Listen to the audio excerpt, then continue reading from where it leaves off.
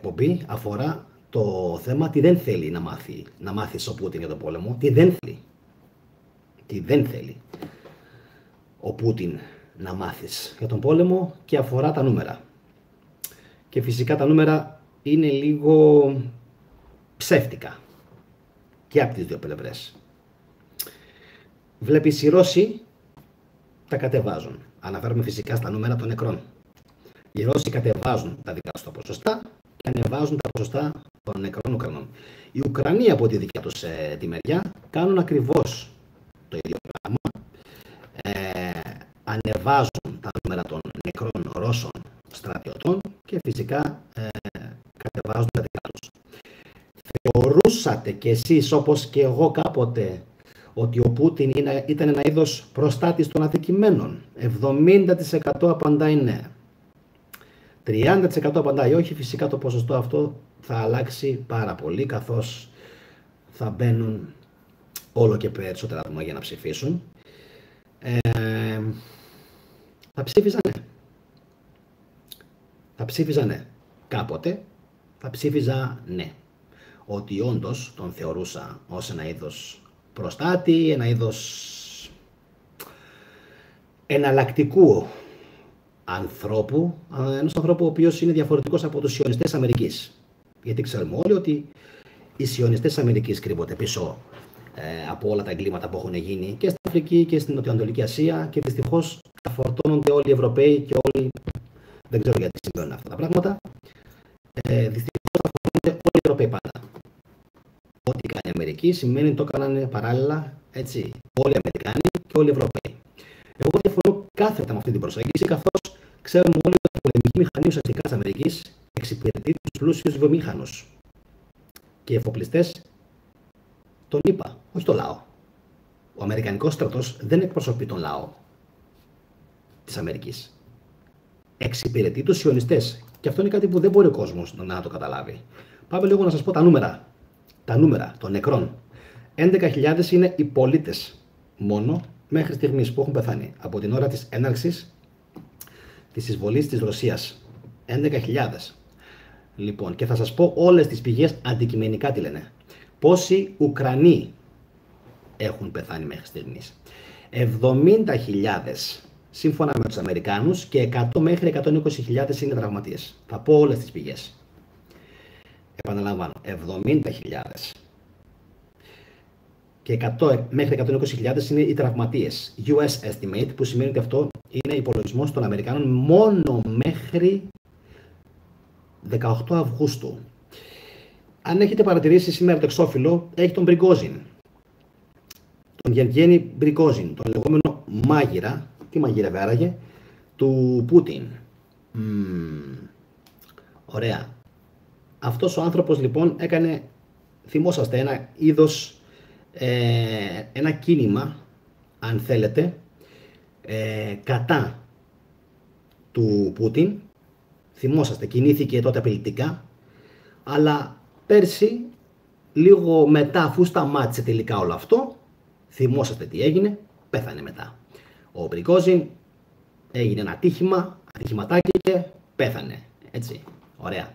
Φυσικά, εξυπακούεται ότι αυτό που καταλαβαίνουμε είναι ότι τον δολοφόνησε το ρεζίμ του Πούτιν. Ωραία. Λοιπόν, να συνεχίσουμε. Τι θέλω να πω. Ο Πριγκόζιν έκραζε ήδη από τότε συνεχώς τον Πούτιν, αν θυμόσαστε, ότι πεθαίνουν τζάμπα οι Ρώσοι. Και οι μισθοφόροι του Πριγκόζιν και οι Ρώσοι πηγαίνουν ως αμνοερήφια, ως αμνοί στη σφαγή. Και αυτό είναι κάτι το οποίο είναι εντυπωσιακό. Ένας από τους πιο κορυφαίους μισθοφόρους ever, δηλαδή, που δούλευε για τον Πούτιν, ο Πριγκόζιν, να λέει ότι κοίταξε να δεις, χάνουμε πάρα πολύ κόσμο. Θα πούμε και πόσοι Ρώσοι τελικά έχουν πεθάνει από την ώρα που έχει γίνει, αν θέλετε, η εισβολή της Ρωσίας. Λοιπόν, σύμφωνα λοιπόν με τους Αμερικάνους, 70.000 νεκροί Ουκρανοί, 100 με 120.000 μόνο μέχρι τον Αύγουστο του 2023. Συνεχίζουμε. Museum of Military History, 35.000 νεκροί Ουκρανοί. Έτσι, υπολογισμοί είναι αυτά, 90 μέχρι 100.000 τραυματίες. Λοιπόν, οι Ρώσοι υποστηρίζουν ότι μέχρι τις 27 Φεβρουαρίου του 2024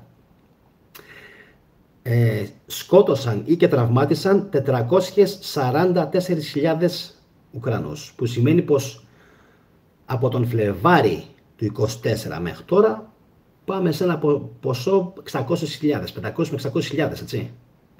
Αυτοί είναι και δολοφονημένοι και τραυματίες της Ουκρανίας. Συνεχίζουμε.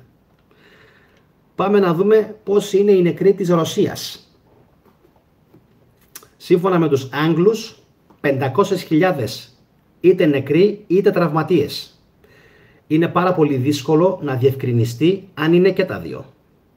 Συγγνώμη, αν είναι ή το ένα ή το άλλο. 500.000 ή νεκροί ή τραυματίες δίνουν οι Άγγλοι.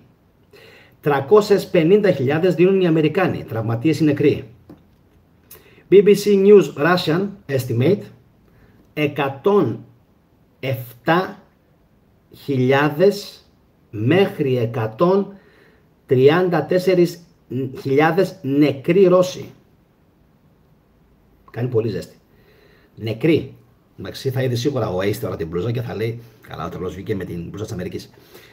Επαναλαμβάνω, BBC News, εντάξει, οι Ρώσοι λένε ότι υπολογίζουν πως μέχρι τις 26 Ιουλίου 2024, να υπενθυμίσουν να κάνουμε ένα like όσοι είστε μέσα 60 άτομα και έχει μόνο 17 like. Και φυσικά όσοι τύχει να δείτε την εκπομπή μετά και έχετε κάνει ήδη εγγραφή, χτυπήστε το καμπανάκι σας για να σας έρχεται ειδοποίηση για το μέλλον.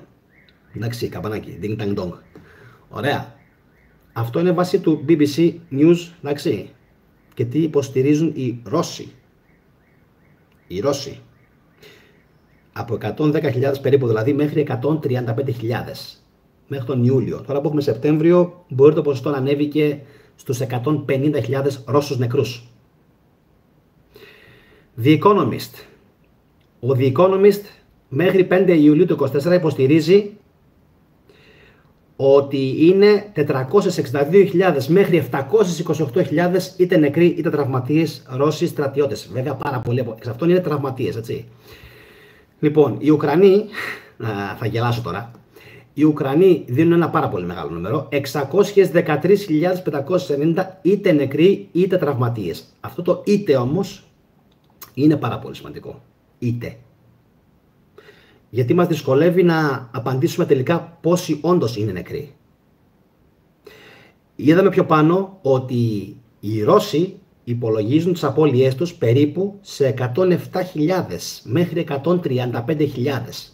Απώλειες. Αυτοί είναι νεκροί. Νεκροί. Πεθαμένοι. Λοιπόν, συνεχίζουμε. Μεντούζα. Η Μεντούζα, να διαβάσω λίγο να δω τι είναι. Η Μεντούζα λέει, ανήκει, προσέξτε, είναι ρωσικό και αγγλικό ανεξάρτητο κανάλι που βρίσκεται στην Ρήγα της Λετωνίας. Ιδρύθηκε το 2014 και ασχολείται ανεξάρτητα με την ενημέρωση. Ωραία. Η Μεντούζα λοιπόν δίνει 120 μέχρι 140.000 νεκρούς Ρώσους μέχρι 30 Ιουνίου του 2024. Εντάξει. Ρώσικο. Ρώσικο. Μιλάμε για τεράστιο αριθμό. BBC News πάλι, Russian και Media Zona Estimate για τους Ρώσους, 87.140 μέχρι 110.900 νεκρούς.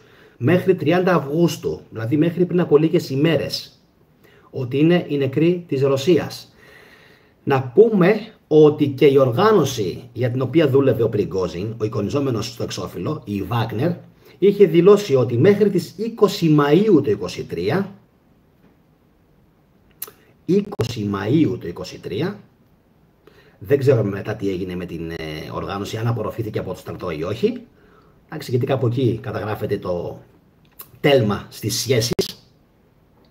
22.000 νεκροί, 40.000 τραυματισμένοι. PMC Wagner. Για τους στρατιώτες μισθοφόρους τώρα της Wagner, έτσι, ότι μέχρι τις 20 Μαΐου του 2023, ότι η Wagner είχε, εκτός άμα αναφέρεται και στους Ρώσους γενικά, αλλά εγώ πιστεύω ότι αναφέρεται μόνο στην PMC Wagner, γιατί το γράφει και στην παρένθεση, PMC Wagner. 22.000 νεκροί, 40.000 τραυματίες. Αυτός είναι και ο λόγος που ξεσκίστηκε εκείνη την εποχή ο Πριγκόζιν να κάθεται να ουρλιάζει και να φωνάζει και να λέει ότι εντάξει, μας έχουν ρημάξει. Αυτά τα λέγε στο Telegram, στον αέρα, στον Πούτιν, και φυσικά ο Πούτιν σφύριζε αδιάφορα. Γι' αυτό και με τον Πριγκόζιν τα πήρε στο κρανίο και έκανε ό,τι έκανε. Ωραία. Λοιπόν, για να συνεχίσουμε. UK estimate ακριβώς το ίδιο. Ακριβώς το ίδιο ποσοστό νεκρών που δίνει εντωμεταξύ η Wagner, η ίδια για τις τάξεις της, δίνει και η Αγγλία. UK. Λοιπόν, να δω αν έχει κάτι άλλο. Όχι, δεν έχει κάτι άλλο.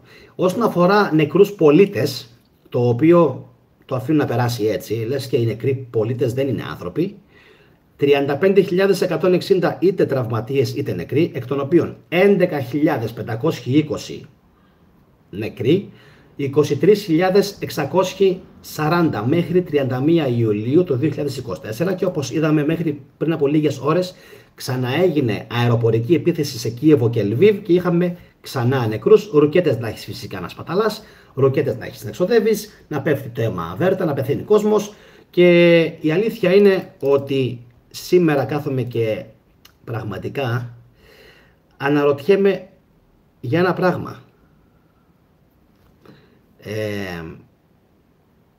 Τι ακριβώς συμβαίνει, ποιος ακριβώς είναι ο λόγος που πεθαίνει τόσος πολλής κόσμος εκεί, ποιος είναι, τι ακριβώς είναι τόσο σημαντικό και τόσο σοβαρό που πρέπει να έχουν πεθάνει μέχρι στιγμής ή να έχουν τραυματιστεί ή να έχουν ακροτηριαστεί, έτσι, γιατί και αυτό παίζει και είναι πάρα πολύ σοβαρό, τόσοι πολλοί άνθρωποι. Τι πόλεμανε, εξωγήινους πόλεμανε? Αυτά τα νούμερα που δίνουν τώρα και οι Ρώσοι, εντάξει, οι Ουκρανοί δίνουν υπερβολικά νούμερα, έτσι. Οι Ουκρανοί δίνουν, δηλαδή σήμερα το διάβασα, ότι οι Ουκρανοί δίνουν 600 φεύγα, δείτε το και μόνοι σας, 600 φεύγα χιλιάδες νεκρούς Ρώσους, νεκρούς, έτσι. Δεν είναι τόσο πολύ. Εντάξει. Οπότε, όχι, δεν φώναζε να στείλουν μόνο κόσμο και πυρομαχικά, ούρλιαζε γιατί έχανε. Τα έλεγε κιόλας. Μπορεί να σου ξέφυγαν, Κώστα.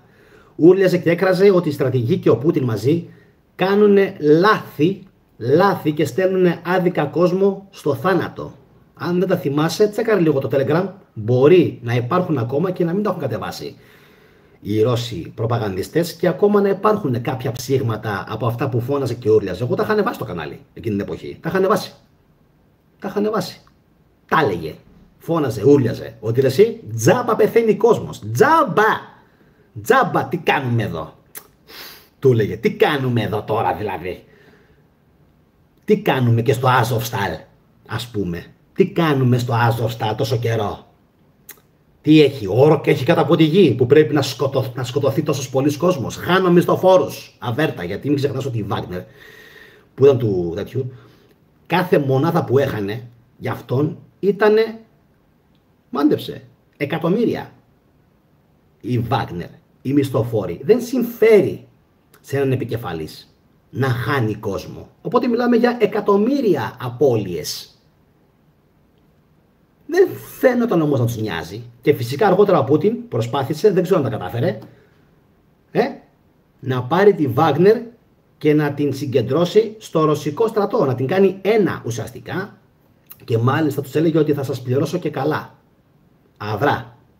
Για τις υπηρεσίες σας αρκεί από μισθοφόροι της Wagner να γίνετε δικά μου τσιράκια και να ανήκετε πλέον στον ρωσικό στρατό. Και πάντα πάνω. Ποιος ο λόγος για όλα αυτά? Τι έγινε?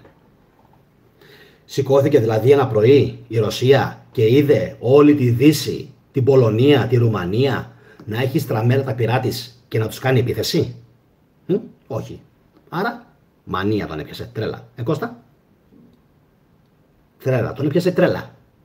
Σηκώθηκε ένα πρωί ξαφνικά και είδε 20 εκατομμύρια στρατό μπροστά από τα τείχη της Αγίας Πετρούπολης ή της Μόσχας και σάλταρε και λέει: «Ωχ, τώρα θα μας κάνουνε και πρέπει εγώ να κάνω επίθεση». Τι, όχι. Καμία σχέση. Να υπενθυμίσω ποιος ήταν κολλητάρε του Πούτιν, πέραν του Μπριγκόζιν που ήταν αρχιμαφιόζος, έτσι. Ο Μπριγκόζιν ήταν αρχιμαφιόζος της Βάγνερ. Ήταν στη φυλακή, είχε κτήσει ποινή. Ο Ρόμαν Αμπράμοβιτς. Κολλητός. Ανεβήκανε μαζί στην εξουσία, φάγανε μαζί ό,τι ιδιωτικοποιημένο έγινε μετά που έπεσε η Εσωσουδού. Ό,τι κάνανε έγινε τόσο συστηματικά από τον Πούτιν, ο οποίος έδινε ουσιαστικά όλα τα δισεκατομμύρια προς διαχείριση στον Ρόμαν Αμπράμοβιτς. Θυμόσαστε, έτσι, Τσέλσι. Ο ιδιοκτήτης της Τσέλσι, ο Εβραίος. Τον θυμόμαστε. Είχα κάνει και special αφιέρωμα, το έχω κατεβάσει πλέον, για τον Ρόμαν Αμπράμοβιτς, ο οποίος, μη σας γελάει το «it's». Εντάξει. Δηλαδή το «it's» δεν λέει κάτι. Το Αμπράμοβιτς, το Αμπράμ θα πρέπει να σας λέει κάτι. Και να σας δείχνει για άλλη μια φορά ότι και στην Αμερική και στη Ρωσία κυβερνάνε οι ίδιοι. Αυτό είναι για μένα το κυριότερο. Για μένα. Ότι σε αυτές τις χώρες κυβερνάνε οι ίδιοι. Το έχουμε. Σίγουρα δεν κυβερνάνε φιλόσοφοι. Σίγουρα δεν κυβερνάνε άνθρωποι που αγαπάνε την ανθρωπότητα. Σίγουρα κυβερνάνε κάποιοι οι οποίοι παίρνουν τα ονόματα της κάθε περιοχής όπου ζουν, αλλά ουσιαστικά δεν είναι π.χ. Ρώσος ο Αμπράμοβιτς. Και αν πιστεύετε ότι είναι ο μόνος από τη γνωστή φυλή που βοήθησε τον Πούτιν, πάλι είστε γελασμένοι. Διότι δεν βοήθησε μόνο ο Αμπράμοβιτς. Υπάρχουν τουλάχιστον άλλοι 10 ολιγάρχες δισεκατομμυριούχοι εβραϊκής καταγωγής που βοήθησαν τον Βλάντιμιρ Πούτιν. Τι λες? Ακριβώς. Και φυσικά αυτά δεν θέλει ο Πούτιν να βγουν προς τα έξω. Έτσι. Και μάλιστα ο καθένας από αυτούς διευθύνει κολοσσούς, που τα είχα διαβάσει κάποια στιγμή. Κολοσσούς στη Ρωσία. Κολοσσούς. Και λες τώρα τι γίνεται εδώ? Τι γίνεται εδώ?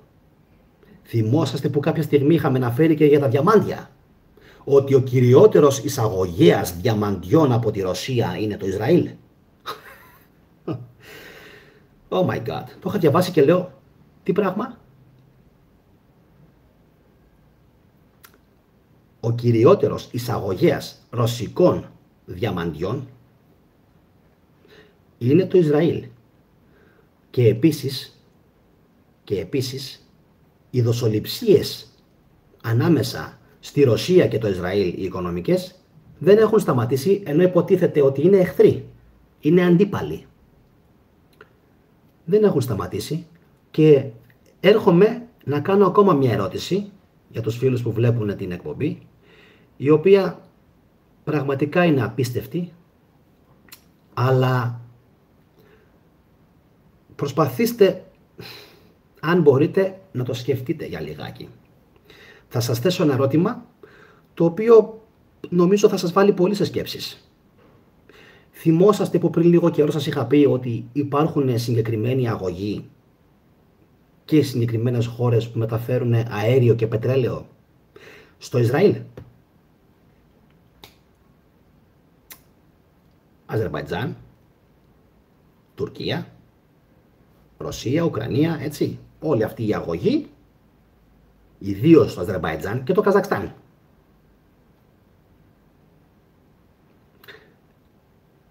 Από τη στιγμή που ξεκίνησαν οι σφαγές και η γενοκτονία της Γάζας, ο Πούτιν δεν έχει κουνήσει δαχτυλάκι για να σταματήσει αυτή η γενοκτονία. Τι γίνεται? Δαχτυλάκι όμως, Τίποτα. Η στρόφιγγα δεν έχει κλείσει καθόλου.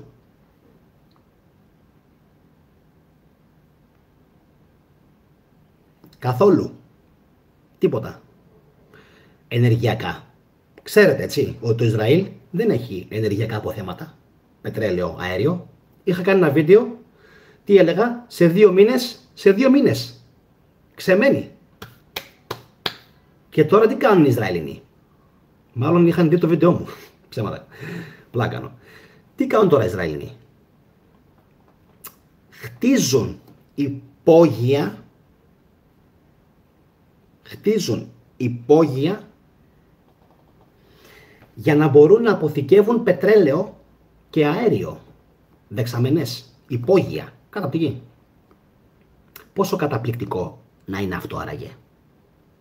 Αυτό και μόνο δείχνει αυτό που έλεγα τόσο καιρό και ούρλιαζα και φώναζα, και αξίζει να το αναφέρετε κι εσείς σε κάποιον αν θέλετε, παραπέρα, ότι το Ισραήλ, αν δεν έχει αέριο και πετρέλαιο από συγκεκριμένες χώρες, προσέξτε, συγκεκριμένες χώρες, σε 2-3 μήνες μένει έρμεο. Φυσικά όμως τότε θα πέσουν όλοι οι Αμερικάνοι και όλοι οι φίλοι τους για να τους βοηθήσουν, για να τους κάνουν τρέλα. Έτσι. Θα πούνε το Ισραήλ μας κινδυνεύει, είναι δυνατόν? Αλήθεια, γιατί δεν ασκήθηκε καμία πίεση από τον Πούτιν? Τα πάει καλά με τον Ερντογάν. Τα πάει καλά με το Καζακστάν. Τα πάει καλά με το Αζερμπαϊτζάν. Με όλους τα πάει καλά. Γιατί δεν ασκήθηκε πίεση να κλείσει η στρόφιγγα παντελώς? Απαντήστε όσοι έχετε τώρα αρχίδια. Απαντήστε. Γιατί δεν ασκήθηκε πίεση εσείς που γράφετε και γράφετε τις μαλακίες? Γράφετε για τον Πούτιν, η Ρωμνή ειδικά. Απαντήστε η Ρωμνή. Γιατί δεν έκλεισε τη στρόφιγγα να σταματήσει τη γενοκτονία του Ισραήλ? Το Ισραήλ χωρίς καύσιμα δεν πετάει τίποτα. Ούτε τάγκς, ούτε ελικόπτερα, τίποτα. Ούτε τίποτα. Τίποτα. Δεν θα μπορούσε να είχε καμία απολύτως ενεργειακή αυτονομία. Καμία. Έτσι. Καμία. Γιατί λοιπόν που ο Έρντο είναι κολλητός του, που το Καζακστάν είναι κολλητός του, μπορούσε κατευθείαν να τους πει κλείστε στρόφιγγα, κλείστε στρόφιγγα, κλείστε στρόφιγγα, να πήξει το Ισραήλ, να δυσκολευτεί, να πάρει από Σουδάν, να πάρει από αλλού, να πάρει από Βραζιλία, παίρνει από ένα σωρό, παίρνει από Αιθιοπία, από πού παίρνει η Αιθιοπία, που είχα διαβάσει, παίρνει, κοίτα να δεις μια χώρα της Αφρικής είναι, δεν μπορώ να θυμηθώ ποια είναι, όχι το Ζαΐρ, όχι το Ζαΐρ. Είναι μια χώρα κάπου στην, δεν θυμάμαι, Δυτική Αφρική. Από εκεί παίρνει.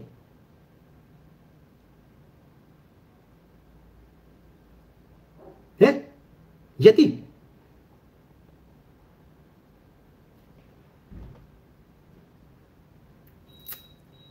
Δεν μπορώ να θυμηθώ αν είναι η Σομαλία που γράφει ένας φίλος. Αλλού είναι, κάποια άλλη χώρα είναι. Την έχω εδώ τώρα τη χώρα. Δεν μπορώ να θυμηθώ αν είναι το Τσιμπουτί. Λοιπόν, υπάρχει μια χώρα στην Αφρική, το Τσιμπουτί νομίζω πως είναι, το Τσιμπουτί, που δίνει στο Ισραήλ άφθονα πετρέλαιο. Χώρια την Νιγηρία. Και από την Νιγηρία παίρνει. Λοιπόν, τι έγινε εκεί πέρα? Γιατί ο καλός ο Πούτιν δεν άσκησε ποτέ καμία πίεση? Καλά, γάμα την Ιεμένη. Άστο. Ας την Ιεμένη. Ας την Ιεμένη που μπορούσε να πείσει το Ιράν. Το Ιράν ένα δαχτυλάκι να κουνούσε. Κοίτα, ένα δαχτυλάκι να κουνούσε έτσι. Να πει στη Σαουδική Αραβία, κάτσε καλά, θα σε παγλαρώσω. Άσε ήσυχη την Ιεμένη. Όπα, εκεί ξαφνικά αρχίζουν και μου αποκαλύπτουν τα πάντα. Τα πάντα. Να πάνε να γαμηθούν όλοι. Όλοι στο κόλπο είναι. Όλοι πηδάνε τους φτωχούς λαούς, τους αδύναμους λαούς. Και την Ιεμένη και την Αφρική και την Ελλάδα, μα θα μπορούσαν, και τη Συρία και το Ιράκ και το Αφγανιστάν, και τώρα έκαναν φτωχιά και την Ουκρανία. Τη βγάλουν από τη μέση. Το έχουμε.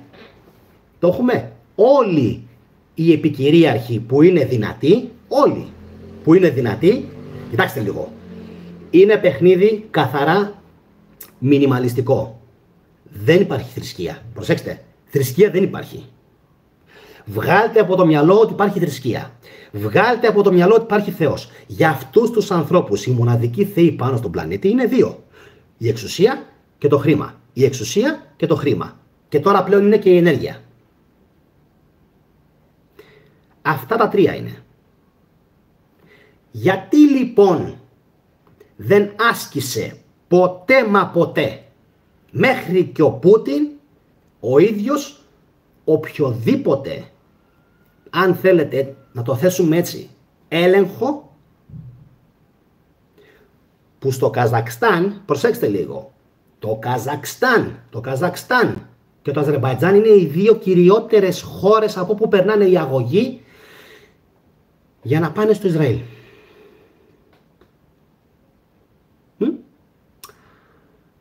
Κάποια στιγμή πίστευα ότι μπήκε στην Ουκρανία για να προλάβει το Ισραήλ. Όχι. Έτσι πίστευα ή έτσι ήθελα να πιστεύω. Τα μάτια μου ανοίξανε τώρα, μετά την γενοκτονία της Ιεμένης, της Συρίας και του Ιράκ, δεν το συζητάω, και τώρα της Παλαιστίνης και της Ουκρανίας. Είδαμε στην αρχή τα νούμερα, έτσι. Είδαμε τα νούμερα. Δεν υπάρχουν κράτη. Παιδιά, να συγκεντρωθούμε λιγάκι. Να συγκεντρωθούμε. Δεν υπάρχουν κράτη. Δεν υπάρχουν καλοί κακοί. Εντάξει. Και μην γράφετε μαλακίες στο chat μερικοί. Πραγματικά δεν μπορώ να διαβάζω μαλακίες. Εντάξει. Μην γράφετε παιδιά μαλακίες, με κάνετε και αποκλείω τώρα κόσμο. Δεν θέλω να ακούω μαλακίες. Εντάξει. Δεν είναι καλός. Κανένας. Κανένας δεν είναι καλός. Γιατί μπήκε ο άλλος τώρα στην εκπομπή και έγραψε κατευθείαν. Δεν άκουσε τι είπα. Ήθελε να γράψει, ήθελε να ακουστεί ο Κώστας. Πρώτα θα ακούς, Κώστα. Και μετά θα γράφεις. Κανείς δεν είναι καλός. Κανείς δεν είναι καλός. Κανείς. Εντάξει. Το μάτς αυτό είναι καθαρά σικέ. Και όχι, η Ελλάδα δεν έχει γενοκτονία. Άστο παιδιά. Δεν έχετε δει γενοκτονίες. Γενοκτονία έχει Γάζα. Εντάξει. Επαναλαμβάνω την ρητορική μου σχετικά με το προηγούμενο, το οποίο εμένα προσωπικά με ξύπνησε. Γιατί ο Πούτιν βοήθησε όταν υπήρξε uprising, δηλαδή επανάσταση, πήγε να υποκινηθεί επανάσταση στο Καζακστάν, έσωσε ο Πούτιν το Καζακστάν, έστειλε 20.000 στρατό, το θυμόσαστε, καθάρισε για το Καζακστάν, αλλά τώρα που θα έπρεπε να στηρίξει το Καζακστάν τον Πούτιν και να πει ο Πούτιν κλείσει στρόφιγγα για το Ισραήλ, να μην έχουν να πολεμήσουν, δεν το κάνει ποτέ. Δεν το κάνει ποτέ. Άρα τι μας δείχνει αυτό? Τι μας δείχνει αυτό? Η ατζέντα είναι συγκεκριμένη. Πάντοτε, ξυπνήστε. Πάντοτε φαίνονται δύο κακοί, είναι μαζί και εξαθλιώνουν έναν φτωχό. Πάντα. Να σας το πω κι αλλιώς. Θα σας το πω κι αλλιώς. Για το Σουδάν που αναφέρεστε θα κάνω εκπομπή, ναι. Γιατί μου το είπε και η Ηλιάνα πιο πάνω. Θα σας το πω κι αλλιώς. Για να το καταλάβετε. Είστε σε ένα χωριό και είστε δύο ισχυροί γεωκτήμονες και ένας μικρός, ο οποίος έχει λίγα χωραφάκια. Έτσι. Τι θα γίνει? Τράβα ρε μαλάκα στη μάνα σου εσύ. Αρχίδι. Τι θα γίνει? Οι δύο θα συνασπιστούν για να φάνε τον άλλον. Έτσι. Τι άλλο είναι? Εσείς τι άλλο πιστεύετε ότι μπορεί να συμβαίνει? Τι άλλο πιστεύετε? Σας λέω, ακούστε λίγο, θα σπάσω την οθόνη καμιά μέρα. Είσαστε κομπλεξικοί μερικοί. Δεν υπάρχουν κράτη ρε. Το καταλαβαίνετε αυτό? Δεν υπάρχουν κράτη. Ξεχάστε την έννοια του κράτους. Είναι όλα εταιρείες. Μεγάλες, πλούσιες εταιρείες που χρησιμοποιούν τα κορόιδα του στράτου. Τα κορόιδα ρε. Κορόιδα. 20χρονα παιδάκια. και 30χρονα παιδάκια που τα εμβαπτίζουν και τα εμποτίζουν με ναρκωτικά και με ουσίες και με προπαγάνδα και τα στέλνουν να σκοτωθούν για τις εταιρείες, ρε μαλάκα. Αν έχεις το Θεό σου, για τις εταιρείες. Και όχι, δεν πρόκειται για στοές. Μην ξαναμιλήσετε για στοές. Δεν είναι στοές αυτοί. Είναι απλές εταιρείες. Δεν πρέπει όλα να τα ρίχνουμε στις στοές. Οι στοές έχουν κυνηγηθεί απανέκαθεν στην ιστορία. Απανέκαθεν. Οι γνωστοί μαράγκοι. Σήμερα πλέον υπάρχουν άλλοι πιο επικίνδυνοι παίχτες από αυτούς. Το δόγμα της μασονίας είναι πίστη στο Θεό. Και ου βλάπτην. Κοιτάξτε λίγο. Τα πρώτα δόγματα. Ακριβώς σαν τον Ιπποκρατικό όρκο. Πίστη στο Θεό ου βλάπτην. Άρα τι γίνεται, ρε μαλάκα? Θα βγει ποτέ άκρη? Θα βγει. Εταιρείες είναι. Άθεες εταιρείες. Κοίτα λίγο. Άθεες εταιρείες. Οι οποίες δεν νοιάζονται καθόλου αν είσαι άνθρωπος και αν έχεις κάποιον σκοπό σε αυτή τη ζωή ή όχι. Δεν τους νοιάζει. Δεν τους νοιάζει. Κοιτάνε αυτές οι εταιρείες να πλουτίσουν και άλλο τίποτα. Γι' αυτό σας λέω ότι κανένας Πούτιν και κανένας Ζελένσκι δεν θέλει να βγει αυτή η αλήθεια προς τα έξω. Γιατί και οι δύο παίζουν τέλεια το ρόλο τους. Τέλεια. Και από πίσω, να ξέρετε, από πίσω, δεν ξέρω αν είναι και η BlackRock μέσα, από πίσω είναι σίγουρο ότι υπάρχουν Αμερική, Αραβία, Ρωσία, 10 μάγκες. Κοιτάξτε, 10 μάγκες είναι. 10 μάγκες. Οι οποίοι βγάζουν δισεκατομμύρια. Δισεκατομμύρια τώρα. Και τα Ρωσάκια και τα Ουκρανάκια πάνε σαν τα βόδια στο χαντάκι. Έβλεπα σήμερα φωτογραφία από 2 νεκρούς Ρώσους στρατιώτες, αγκαλιά ο ένας με τον άλλον, σε ένα χαντάκι μέσα. Τι να μου πεις, ρε μαλάκα, τώρα? Τι να μου πεις, ρε μαλάκα Ρωμιέ, τώρα? Τι να μου πεις? Μοναγώ του μουνουν τόχου μου. Τι να μου πεις, ρε μαλάκα, τώρα? Τι να μου πεις? Ποια κράτη, ρε μαλάκα? Ποια κράτη, ρε? Ποια κράτη? Όλα εταιρείες είναι. Ποια κράτη? Για ποια κράτη μιλάτε, ρε? Τι είναι, ότι πολεμάνε για την απελευθέρωση, κάτι? Τι παίζετε? Εδώ μιλάμε για 1 εκατομμύριο νεκρούς πλέον. Το έχετε καταλάβει αυτό? 1 εκατομμύριο ή 1,5 Ρώσοι και Ουκρανοί νεκροί και τραυματίες. Picture this, που λένε και οι Αμερικάνοι. Κάντε το λίγο αυτό. Εικόνα. 1 με 1,5 εκατομμύριο νεκροί Ρώσοι και Ουκρανοί τραυματίες. Η εξαγορά της γεωργικής γης στην Ουκρανία από το Ινστιτούτο Oakland με έκθεση τίτλο «Πόλεμος και κλοπή». Τα έχω δει. ABC. Τα έχω δει. Έχω κάνει εκπομπή. Έχω κάνει εκπομπή. Όσοι θέλουν να την βρουν, θα την βρουν στις εκπομπές της επικαιρότητας. Πώς κατακλέβουν Ρώσοι και Αμερικάνοι την Ουκρανία. Ρώσοι και Αμερικάνοι την Ουκρανία. Εντάξει. Πώς την κατακλέβουν. Εντάξει. Οπότε εσείς που πιστεύατε ότι κάποτε ο Πούτιν, όπως και εγώ, ήταν ένας ρομπέν των δασών, έτσι,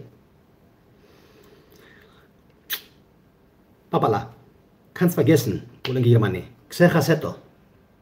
Ούτε Μεσσίας είναι, ειδικά οι Ρωμιοί που έκαναν, οι Ρωμιοί που τον είχαν για Θεό τον Πούτιν και θα γίνει ο επόμενος Μεσσίας του χριστιανισμού. Το πιστεύανε πραγματικά αυτό. Στη Ρωσία, ρε φίλε, στη Ρωσία τον είχαν κάνει αγιογραφίες στον δρόμο και πιστεύανε ότι είναι όντως ο ερχομός του Ιησού Μεσσία, ο δεύτερος ερχομός. Όσοι έχουν δει εντωμεταξύ τα βίντεο μου ξέρουν ότι ο ερχομός έγινε επί Τίτου. Έτσι. Ο Τίτος τα κάνει όλα. Στην playlist για το χριστιανισμό. Υπόψη Παρασκευή, Σάββατο, Κυριακή, ίσως και Πέμπτη, 9 η ώρα το βράδυ, κάθε μέρα εκπομπές για χριστιανισμό αυτές τις μέρες. Καμπανάκι να χτυπήσετε. Να θυμηθείτε. Πού είναι το Πατριαρχείο της Κωνσταντινούπολης, των Ιεροσολύμων, πού είναι το Όρος, πού είναι η Κωνσταντινούπολη, πού είναι το Βατικανό, πού είναι η Ρωσική Εκκλησία. Να πει ρε μαλάκα, γαμώ τον αντιτάδε σου, φτάνει ρε. Τα λέει ο θετικός όμως, τα λέει ο θετικός και γίνεται κακός για τους Ρωμιούς. Πώς θα γίνει? Όταν είναι τόσα πολλά τα κέρδη, απλά τι γίνεται? Δεν πρέπει να είμαστε ξεμοραμένοι, ηλίθιοι. Οι άνθρωποι που πηγαίνουν τώρα και πολεμάνε, και οι Ρώσοι και οι Ουκρανοί, θα μπορούσαν να πούν ρε άντε γάμι, δεν παίρνω τίποτα ρε, δεν πολεμάω. Δεν πολεμάω. Φύγε, δεν πολεμάω. Δεν γουστάρω να πολεμήσω, δεν γουστάρω να φάω ρε, το ίδιο μου το αίμα. Ρώσοι με Ρώσους πολεμάνε. Ρώσοι με Ρώσους πολεμάνε. Εγώ θα σας πω κάτι. Εγώ είμαι άθεος. Είμαι άθρησκος. Έτσι, το έχω πει. Κάνω βίντεο που ξετυλίγουν το κουβάρι. Ξετυλίγω το κουβάρι της ρωμαϊκής προπαγάνδας με τον χριστιανισμό. Εγώ λέω για ειρήνη ανάμεσα σε δύο λαούς ορθόδοξους. Εγώ νοιάζομαι πιο πολύ, εγώ έχω γαμηθεί, έχω ξελαριαστεί. Μου έχει βγει το κρανίο. Μου έχει βγει πόσο καιρό τώρα, έτσι. Να φωνάζω, να τα λέω. Και ταυτόχρονα βγαίνουν ρε μαλάκα οι τηλεπερσόνες που μου γράφει τώρα ο Metatron Angel. Βγαίνουν οι τηλεπερσόνες των Ρωμιών και λένε πάμε γέρα για τον πόλεμο. Πάμε γέρα να τους γαμίσουμε. Das gibt's doch nicht, Alter. Was labert ihr für Scheiße, Alter? Das gibt's doch nicht. Ich hau dir auf die Fresse. Μαλάκα, δεν γίνονται αυτά. Αυτά δεν γίνονται. Αυτά δεν γίνονται πουθενά. Αυτά δεν γίνονται πουθενά. Δεν γελάω. Αυτά δεν γίνονται πουθενά. Βγαίνουν οι Ρωμοί, οι γορίλες ρε μαλάκα. Δηλαδή, οι γορίλες και πανηγυρίζουνε. Ρε μαλάκα, γιατί δεν λες τίποτα για ειρήνη? Και λέει ο θετικός, το Black Sheep, κοίτα, το μαύρο πρόβατο του YouTube. Σας γάμισε όλους όμως. Το μαύρο πρόβατο του YouTube σας γάμισε όλους τους YouTubers.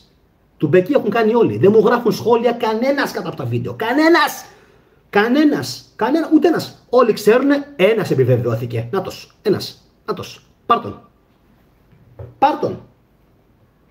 Ένας επιβεβαιώθηκε. Από όλους τους γελίους YouTubers, οι οποίοι, παρακαλάνε για πόλεμο. Ρε μαλάκα, αφού παρακαλάς για πόλεμο, πήγαινε εσύ να σκοτωθείς στην Ουκρανία. Πάνε εσύ να σκοτωθείς στην Ουκρανία. Όλοι αυτοί που ακολουθούν τους γορίλες, τους Έλληνες.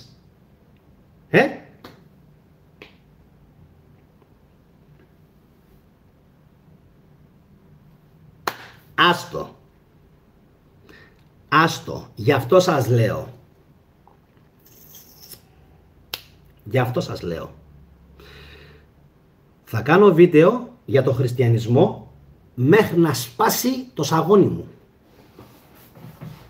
Εντάξει. Δείτε λίγο τι λέει ο Τέο Κάτς. Ο πόλεμος δεν είναι αγώνας ποδοσφαίρου για να υποστηρίζεις κάποιο από τα εμπλεκόμενα μέλη. Κι όμως, Τέο, για αυτούς είναι ποδόσφαιρο.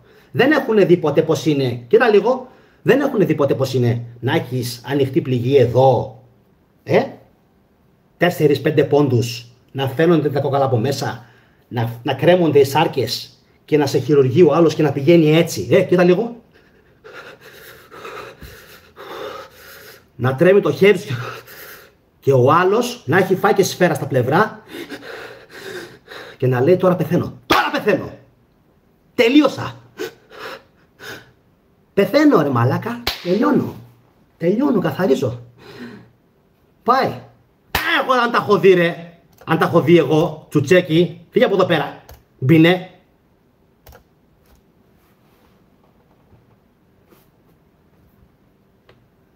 Εντάξει.